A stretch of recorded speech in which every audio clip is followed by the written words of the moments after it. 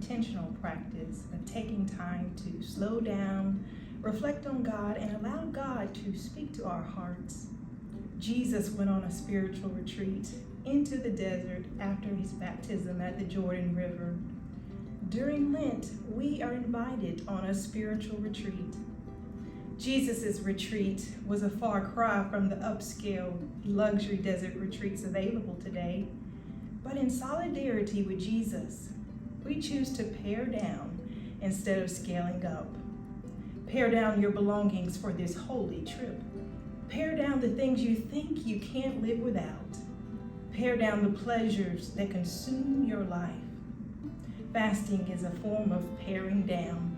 And for many of us, fasting can sound challenging, it can sound undesirable even. And I think it's the very reason that many of us overpack when we travel. We want to have everything we could possibly need and more.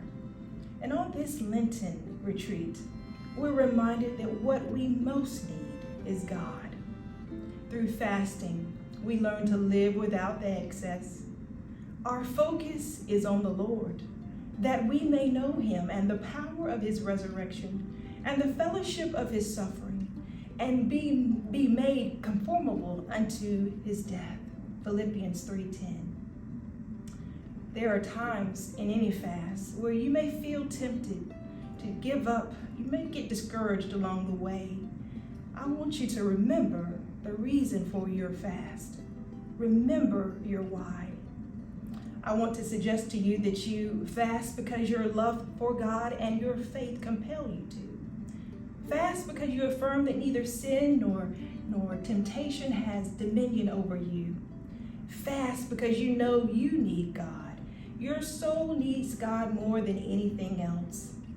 And Jesus models that we can resist temptation, just as he did in the desert. There's a myth out there that says that the desert is a barren place where nothing lives. May you dispel that myth. May you discover an oasis in the desert.